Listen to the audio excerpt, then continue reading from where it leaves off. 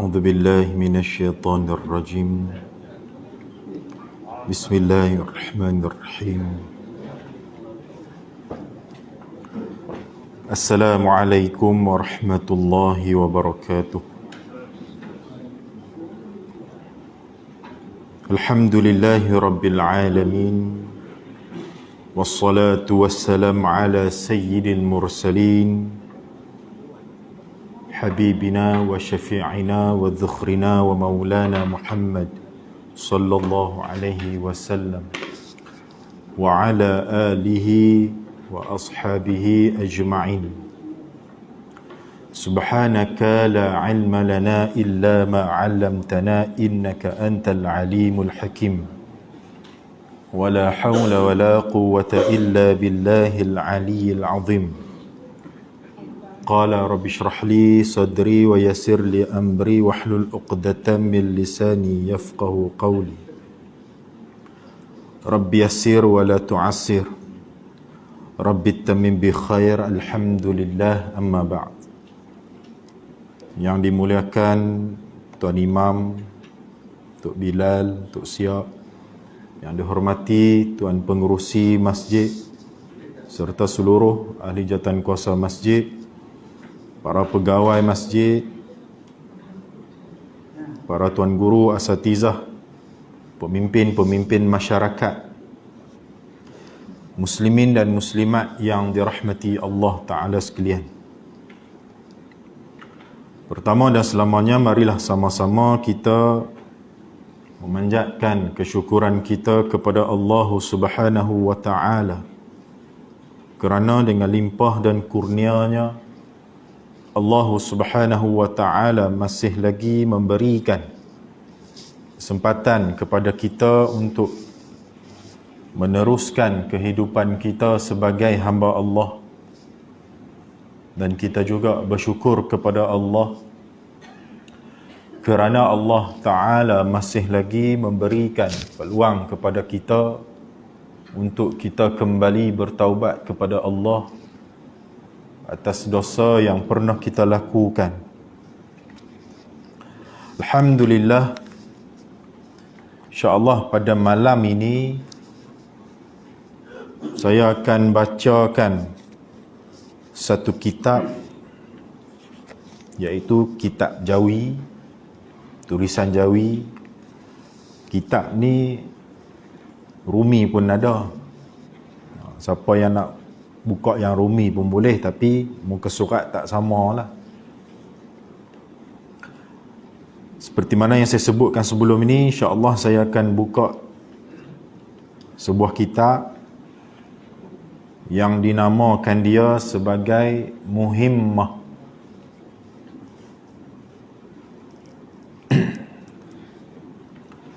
Jadi pada malam ini, sebagai muqaddimah awal kita membuka kitab ini, kita sedekahkan Al-Fatihah kepada tuan pengarang kitab ini. Syai'un lillahi lahumul Fatihah. A'udzu billahi minasyaitonir rajim. Bismillahirrahmanirrahim. Alhamdulillahi rabbil alamin, arrahmanir rahim, maliki yaumiddin, iyyaka na'budu wa iyyaka nasta'in, ihdinas siratal mustaqim, siratal ladzina an'amta 'alaihim ghairil maghdubi 'alaihim waladdallin. Amin. Insya-Allah. Maka kita tengok pada, kita buka kulit kitab tu, kita tengok muka surat yang awal sekali. Dia tak bubuh nombor. Dia tak bubuh nombor, tapi muka surat yang pertama selepas kulit. Maka dia ada sebutkan di situ apa dia? Inilah kitab yang dinamakan dia kitab ni Muhimmah. Apa dia Muhimmah ni? Muhimmah ni satu benda, perkara yang sangat penting. Benda yang penting pada ilmi hadis ataupun pada menyatakan ilmu hadis Nabi sallallahu alaihi wasallam. Kitab ini dinamakan sebagai muhimmah, iaitu pada menyatakan, membahaskan, membicarakan ilmu hadis Nabi sallallahu alaihi wasallam, iaitu pada bicarakan kelebihan dan kepujian atas perbuatan isteri bagi suaminya, dan bicarakan segala kecelaan pada meninggalkannya, iaitu meninggalkan perbuatan yang baik dan perbuatan taat itu, dan derhakanya.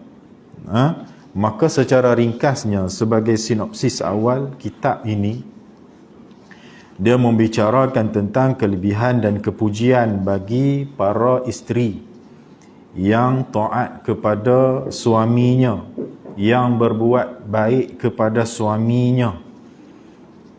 Walaupun kitab ini untuk para isteri, tetapi mereka yang belum bernikah sangat-sangat dialukan mempelajari kitab ni, sebab dia akan ceritakan banyak perkara tentang alam rumah tangga, terutamanya para isteri lah. Para isteri yang apa yang dia kena tahu, kedudukan dia sebagai seorang isteri dan juga kedudukan dia sebagai isteri kepada seorang lelaki. Sebab ada orang dia kira nak menikah, yalah, siapa dia tak seronok kalau dapat menikah, kan? Tapi dia perlu tahu hak-hak seorang suami, tanggungjawab dia sebagai seorang isteri, apa yang kena buat, apa yang tak boleh buat, dan apa yang patut buat. Tapi bukanlah bermaksud nak cerita untuk orang perempuan sahaja. Sebab kadang tu orang duk kata, awak kami ya, orang suami ni tak kena apa ke? Ada. Dia ada cerita juga. Tetapi benda ni khusus kepada orang perempuan terutamanya, sebab kadang-kadang orang perempuan dia tak sedar perbuatan yang dia buat itu sebenarnya salah dan jadi derhaka di sisi Allah Ta'ala. Yang mana ulama' menyebutkan isteri yang derhaka ini setengah daripada dosa yang amat besar. Bukannya dosa kecil, tetapi dosa yang amat besar, minal kabair. Sebab itu kena tahu. Macam itulah menikah, maksudnya dia kena tahu tanggungjawab dia. Kalau rasa berat, tak boleh nak buat, tak usah menikah, orang kata. Tapi kalau betul nak menikah, kena tahu. Terutamanya orang perempuan. Orang lelaki pun kena. Saya mengaji kitab ni pun sebelum nikah lah. Masa di pondok dulu tahun 2005. Masa mengaji kitab ni tahun 2005. Mana menikah lagi, orang kata muda terang tantang lagi lah masa tu. Walaupun kita dah mengaji, tapi kita tetap melakukan kesilapan, sebagai manusia ni. Walaupun biasa mengaji ke, tapi biasalah manusia dia akan melakukan kesilapan. Kalaulah orang yang belajar pun boleh lakukan kesilapan, apatah orang yang tak pernah belajar. Lagi-lagilah boleh menyebabkan banyak dia melakukan kesilapan. Jadi siapa dia karangan, siapa dia tuan pengarang kitab ni, siapa dia tuan musannif dia? Iaitu karangan Al-Syekh Abdullah Ibnu Abdul Rahim Al-Fatani, ghafarallahu lahu walil muslimin, amin. Jadi karangan siapa kitab ni, iaitu seorang ulama, nama dia Abdullah bin Abdul Rahim Al-Fatani. Maka ulama yang belah-belah Fatani lah, selatan Tai. Fatani selatan Tai. Mudah faham dia. Ghafarallahu lahu, mudah-mudahan Allah Ta'ala mengampuni baginya, walil muslimina, amin. Dan juga bagi keseluruhan umat Islam, amin ya rabbal alamin. Baik, jadi kita masuk ke muka surat seterusnya. Baik. Bismillahirrahmanirrahim. Qala al-musannifu rahimahullahu ta'ala wa nafa'ana bi'ulumihi fid darain, amin ya rabbal alamin. Ini doa saya biasa sebut dah sebelum ni. Bila ustaz-ustaz, tok-tok guru baca kitab, dia akan mulakan dengan qala al-musannif ataupun qala al-muallif rahimahullahu ta'ala wa nafa'na bi'ulumihi wa bibarakatihi fid dharain amin. Itu adalah doa. Maksud dia apa? Telah berkata oleh tuan pengarang, tuan penulis, tuan penyusun kitab ni. Mudah-mudahan Allah Ta'ala merahmatinya. Rahimahullahu Ta'ala maksudnya mudah-mudahan Allah Ta'ala merahmatinya. Dan juga mudah-mudahan Allah Ta'ala memberikan manfaat kepada kita. Wa nafa'ana. Mudah-mudahan Allah Ta'ala memberikan manfaat kepada kita bi'ulumihi, dengan sebab ilmu-ilmunya, wa bi barakatihi, dan juga dengan sebab keberkatannya, fid darain, pada dua negeri. Kita minta kepada Allah semoga Allah Ta'ala merahmati tuan pengarang, dan juga kita minta semoga Allah Ta'ala memberikan manfaat kepada kita dengan sebab ilmu-ilmu tuan pengarang kitab ni, dan dengan sebab keberkatan tuan pengarang kitab ini pada dua negeri, iaitu ad-darain, pada dua negeri, iaitu negeri dunia dan juga negeri akhirat. Itu dua negeri. Nah, maksudnya. Maka amin. Kita pun amin ya rabbal alamin. No? Bukan payah pun nak aminkan doa. Kalau hak tu pun kedekut juga, tak tu nak kata lah kan. Habis. Maka berkata tuan musannif, bismillahirrahmanirrahim. Dengan nama Allah yang Maha Pemurah lagi Maha Mengasihani. Maka ini lafaz bismillah ataupun disebut juga sebagai lafaz basmalah. Bismillahirrahmanirrahim, ringkasan dia disebut juga sebagai lafaz basmalah. Maka kalau kita jumpa dalam kitab sebut lafaz basmalah, itu rujuk kepada bismillahirrahmanirrahim. Jangan duk pelik lah. Basmalah apa dia tu? Ni bid'ah ni. Jangan. Sikit-sikit nak bid'ah. Dia tu tak reti, tapi pandai nak bid'ahkan orang kan. Maka tuan musannif dia mulakan menulis kitab dia dengan lafaz basmalah. Maka ini kebiasaan bagi ulama-ulama yang karang kitab. Kerana apa?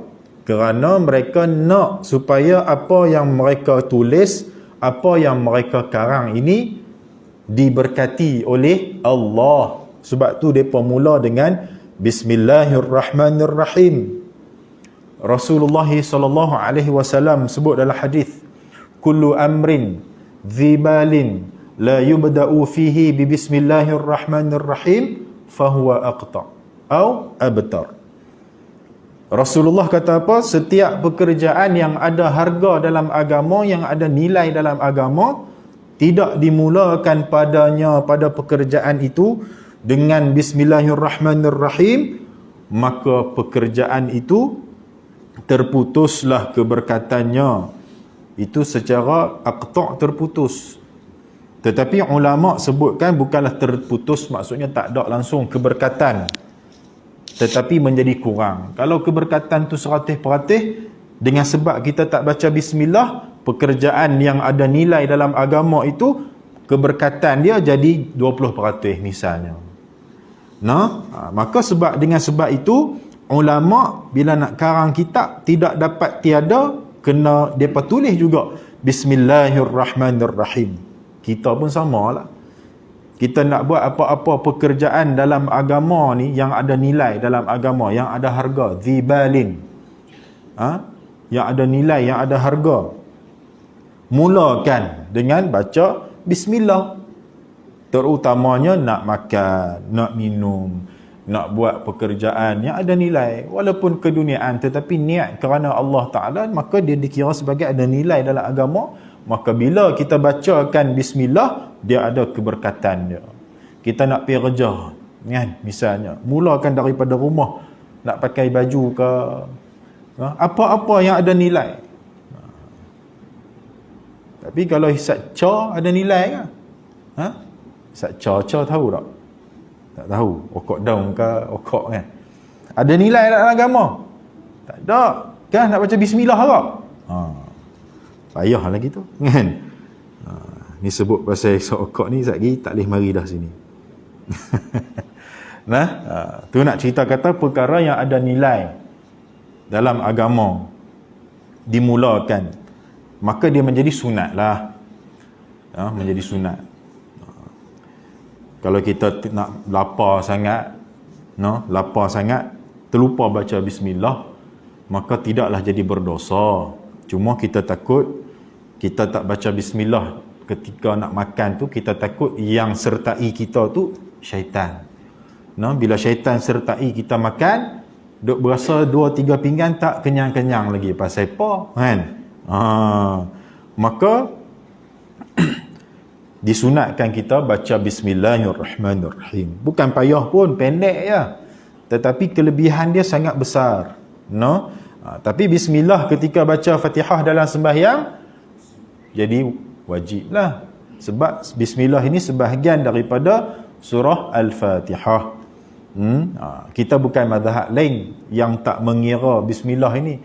Sebab tu kalau kita pergi luar negara lah, di Mekah kan, di Madinah, tulis alhamdulillahi rabbil alamin, maka tu tak payah pelik lah kan. Cuma kita yang kata mazhab Syafi'i ni wajib baca bismillah lah nak semayang dalam bacaan rukun qauli kita tu, Fatihah tu. Habis maka dengan sebab itu tuan musannif dia letak juga, kalaulah dia tak letak kalimah-kalimah yang lain, tetapi mereka mesti letak juga bismillahirrahmanirrahim ini. Nak ambil keberkatan. Ulama dia faham, dia ambil cakna, dia pandang macam tu. Maksudnya nak tulis kitab mungkin biasa-biasa, tetapi hak tu yang paling utama, keberkatan dari Allah Ta'ala. Kalau tak tulis bismillah pun bukan jadi masalah kan, bukan jadi masalah, tetapi mereka pentingkan keberkatan yang apa mereka buat. Walaupun benda tu nampak simple, tetapi keberkatan dari Allah Ta'ala itu yang mereka harapkan. Tu berkat tu. Habis. Maka makna dia apa? Dengan nama Allah yang maha pemurah lagi maha mengasihani. Ini makna bismillah kan. Kita duk baca bismillah, makna harfiah dia terjemah satu-satu macam tu lah. Dengan nama Allah yang maha pemurah lagi maha mengasihani. Cuma ulama dia ada bahaskan lah makna bismillah ini apa dia. Yang kata Ar-Rahman tu apa dia, yang kata Ar-Rahim tu apa dia. Sebab Ar-Rahman Ar-Rahim ni nama Allah Ta'ala selain daripada lafzul jalalah. Allah itu lafzul jalalah, yang paling agung. Nama Allah Ta'ala yang paling agung ialah Allah. Maka nama hak lain tu Ar-Rahman Ar-Rahim sebahagian daripada 99 nama Allah Ta'ala min Asma'il Husna. Daripada nama-nama Allah Ta'ala yang baik. Tapi bukanlah bermaksud nama Allah ada 99 je. Ada banyak tapi kita tak tahu. Cuma disebutkan 99 yang Nabi sebut. Siapa dia hafal, menghayati, tahu nama 99 tu, insya-Allah masuk syurga. Takkan hafal saja kan. Maksudnya kena faham. Tu.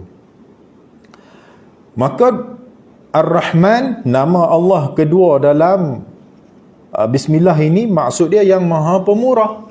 Itu terjemahan kita, memanglah terjemahan dia yang maha pemurah. Tapi kata ulama, maksud dia apa? Ar-Rahman ini al-mun'imu bi jalailin ni'am. Iaitu Ar-Rahman, Allah Ta'ala ini pemurah dia memberikan nikmat kepada semua, ila jami'il makhluqat, kepada semua makhluk dia. Tak kiralah beriman ke, musyrik ke, munafik ke, kafir ke, apa ke jenis, semua manusia semua dapat nikmat dari Allah Ta'ala. Tu yang kata Allah Ta'ala ni pemurah. Allah Ta'ala ni pemurah, dia bagi, tak kira, bagi je. Apa nama kata tuan guru almarhum, tuan guru Tok Guru Haji Saleh almarhum sebutkan kata apa? Ar-Rahman ini, Allah Ta'ala ni maha boros. Maksudnya bagi je. Bagi. Maka kita tak payah pelik orang kafir yang tidak beriman dengan Allah, yang melawan Allah siang malam, melawan Allah, hina Rasulullah, hina agama Allah, Allah Ta'ala tetap memberikan nikmat kepada mereka. Tak ada pun disekat, tak boleh minum air ke, tak boleh makan ke, tak boleh hirup udara ke, tak bagi. Yang kena timpa bala tu cerita lain, tapi dari segi zahirnya semua dapat. Tak kira lah orang kafir ke, orang beriman ke, semua dapat. Pemurah. Maka tak payah pelik lah kalau kita tengok orang yang tidak beriman dengan Allah lebih kaya dari kita. Mereka mempunyai segala-galanya. Kuasa besar dunia siapa? Kuasa ketenteraan yang paling besar dalam dunia ni siapa? Siapa yang bagi semua tu? Allah Ta'ala. Allah Ta'ala yang bagi. Sebab Ar-Rahman, pemurahnya Allah Ta'ala ini, dia bagi belaka, tak kira siapa. Kemudian nama Allah Ta'ala yang kedua Ar-Rahim, iaitu yang maha penyayang ataupun yang maha mengasihani. Tu makna dia. Kata ulama, makna dia Ar-Rahim ini Al-Mun'imu bidaqa'iqin ni'am, iaitu Allah Ta'ala ni penyayang, mengasihani kepada kepada orang yang tertentu, iaitu Allah Ta'ala memberikan nikmat, memilih hanya orang tertentu, bukan semua. Kalau Ar-Rahman, Allah Ta'ala bagi semua, tetapi Ar-Rahim, Allah Ta'ala pilih sahaja bidaqa'iqin ni'am, iaitu Allah Ta'ala memilih memberikan satu nikmat kepada orang yang beriman sahaja. Dalam erti kata yang lain, Allah Ta'ala sayang hanya kepada orang yang beriman sahaja. Pemurah bagi semua, tapi bila penyayang, Allah Ta'ala pilih hanya orang yang beriman sahaja. Orang beriman, nikmat yang paling besar antaranya, mereka dapat masuk syurga. Walaupun dia pernah diseksa dalam api neraka, tetapi boleh dimasukkan dalam syurga dengan sebab contohnya syafaat daripada Rasulullah sallallahu alaihi wasallam. Rasulullah boleh minta kepada Allah, ya Allah, tolonglah izinkan hamba-Mu hak si fulan bin si fulan ni dimasukkan ke dalam syurga. Allah Ta'ala kalau dengan sebab Rasulullah, Allah Ta'ala boleh izinkan masuk ke dalam syurga walaupun tengah diseksa dalam api neraka. Tu kata syafaat Nabi tu. Tapi kalau kita benci kepada Nabi, tidak ada harapan untuk dapatkan syafaat. Maka Allah Ta'ala sayang. Bila Allah Ta'ala sayang, hanya kepada orang yang beriman, yang kata La ilaha illallah Muhammadur Rasulullah. Antaranya Allah Ta'ala bagi syurga. Orang yang tidak beriman, memang di dunia ni dapat macam-macam. Kaya ni billionaire, trillionaire, atas daripada tu apa dia? Atas daripada trillionaire apa dia? Walaupun harta banyak, tetapi bila masuk kubur, maka dia kenailah haqqul yaqin, nampak depan mata. Memang di atas dunia Allah Ta'ala bagi kaya, tetapi bila masuk kubur, mati, yang mana menghapuskan, memutuskan kelazatan dunia, iaitu kematian ni, maka baru dia nampak. Baru dia nampak, baru kata nak menyesal apa semua tu, tak guna dah lah.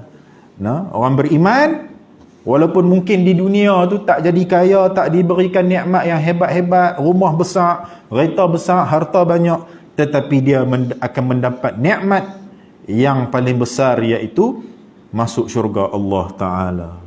Dan nikmat yang ziyadah, kata ulama, nikmat yang ziyadah iaitu nikmat yang paling besar, ditambah lagi nikmat itu melihat Allah Ta'ala dalam syurga. Di syurga nanti melihat Allah Ta'ala. Itulah nikmat yang paling besar, dapat melihat zat Allah Ta'ala. Tapi jangan kita bayangkan macam kita duduk tengok kita dalam masjid ini, duduk tengok. Contoh macam tengok saya depan, tengok kawan-kawan, bukan. Wallahu a'lam, kita tak tahu macam mana keadaan dia, tetapi itu memang akan ada. iaitu kita dapat melihat Allah Ta'ala di hari akhirat. Ada perbahasan ulama tentang ru'yatullah fil akhirah. Ya, melihat Allah Ta'ala di akhirat, maka memang boleh. Sebab memang sebut dalam Quran yang kata perkataan ziyadah itu, nikmat yang ziyadah itu adalah melihat Allah Ta'ala. Tu kata makna Bismillahirrahmanirrahim, dengan nama Allah yang maha pemurah lagi maha mengasihani. Faham yang tu. Pemurah, Allah Ta'ala bagi semua nikmat dia kepada manusia. Tak kiralah hang lawan ke, hang beriman ke, dapat. Ar-Rahim, Allah Ta'ala pilih hanya orang yang beriman. Hanya orang yang beriman antaranya nikmat syurga. Yang tidak dapat, orang lain tak dapat dah. Orang yang mati dalam keadaan kafir, wal'iyadu billah, khalidina fiha abada, kekal dalam api neraka buat selama-lamanya, tak keluar dah. Tapi orang yang masih ada iman, mati buat dosa besar tapi masih ada iman, dia boleh masuk dalam syurga, tetapi kena seksa dulu dalam api neraka lah. Maka kita kena faham lah, orang yang beriman ni mati macam mana pun, tapi dia masih ada iman, dia tetap boleh masuk syurga selepas diseksa dalam api neraka. Maka kita kena jangan salah faham pula, kalau macam tu buat dosa tak apa, esok ni lepas duduk dalam neraka boleh masuk syurga, kira tak apa lagu tu. Jangan. Jangan. Api neraka ni bukannya cerita main. Kalau api dunia pun kita tak tahan, macam mana kita nak hadapi api neraka yang lebih hebat 70 kali ganda daripada api dunia? Yang diceritakan api neraka ini, bila ahli neraka ini diletakkan di atas dapur ataupun api dunia, contoh kita pasang api rumah kita kan, dapur rumah kita tu, kalaulah di ahli neraka ni duduk atas api tu, nescaya dia akan menari-nari. Menari sebab apa? Sebab dia kata, lah terani ya api dunia, tak ada apa. Mereka akan menari-nari, baring apa semua siap. Kerana apa? Kerana mereka dah rasa api yang lebih hebat, api neraka, bila kena api dunia, tak ada apa, terani je. Sampai terang tu. Tapi kita hak duduk dunia ni, api dunia pun kita tak tahan dah. Trecoh tengoklah. Geng masak masjid, jom. Jangan kata kena api yuk dia. Kalau duduk tengah kaca kawah tu pun bahang api tu, tak tahan dah. Tu nak bagi kita kata baru kepanasan dunia.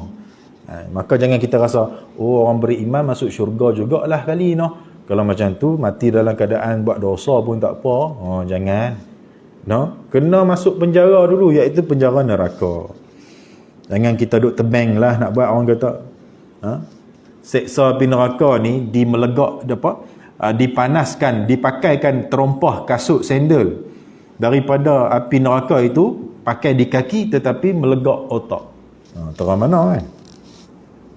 Tu habis.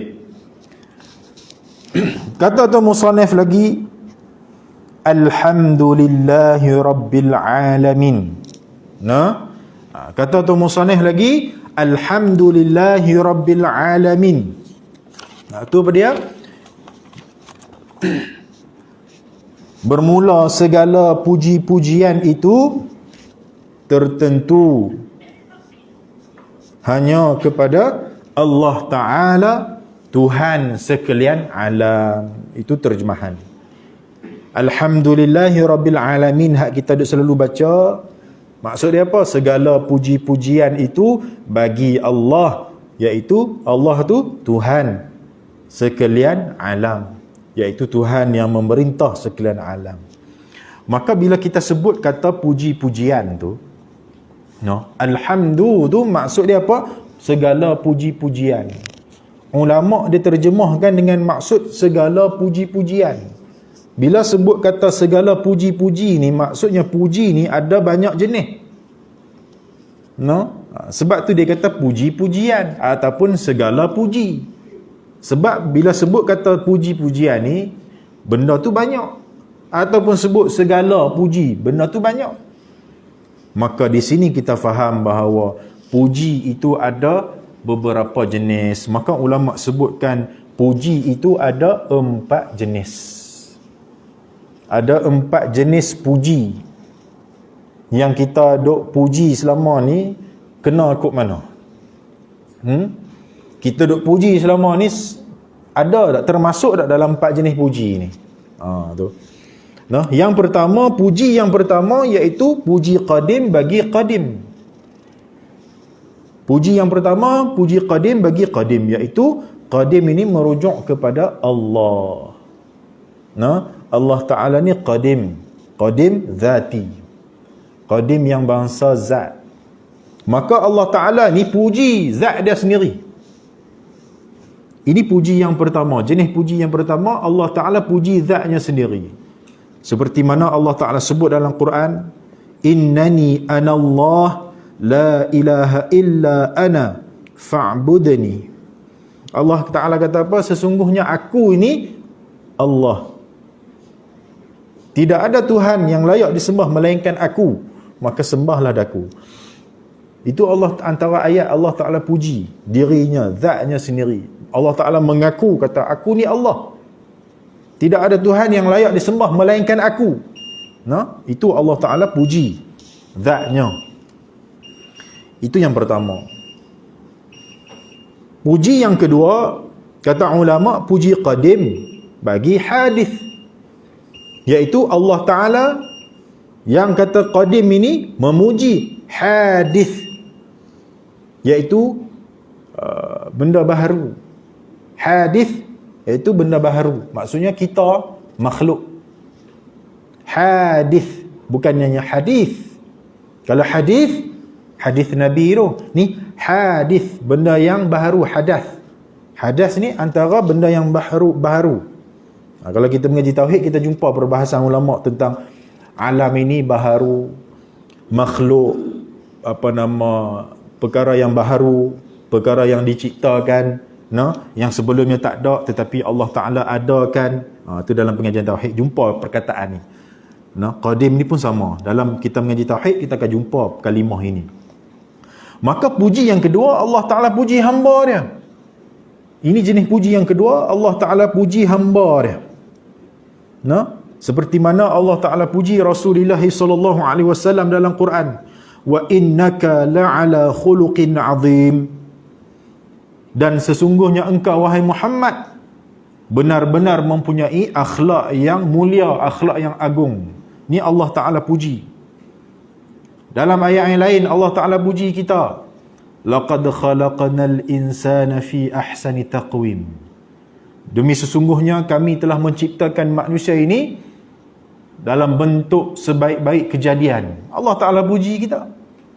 Allah Ta'ala puji manusia ni, Allah Ta'ala ciptakan sebaik-baik kejadian. Bersesuaian dengan keadaan kita. Maksudnya nampak dari segi zahir ni sempurna lah.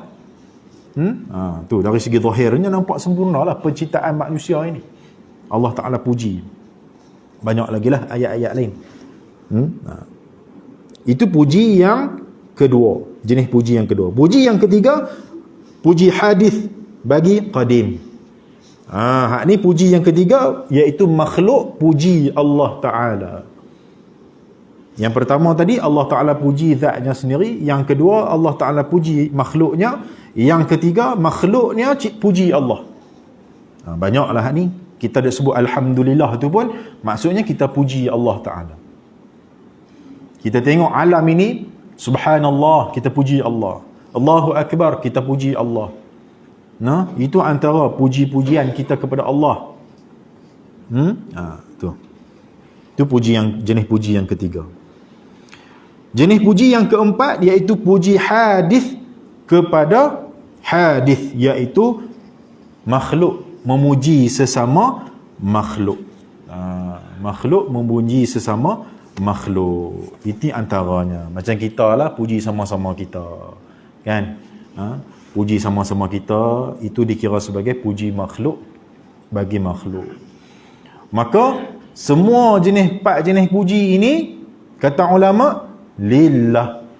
Semua jenis puji alhamdu, yang 4 jenis puji ni duduk dalam alhamdu, kemudian semua jenis 4 puji tu kembali kepada siapa? Lillah, iaitu bagi Allah.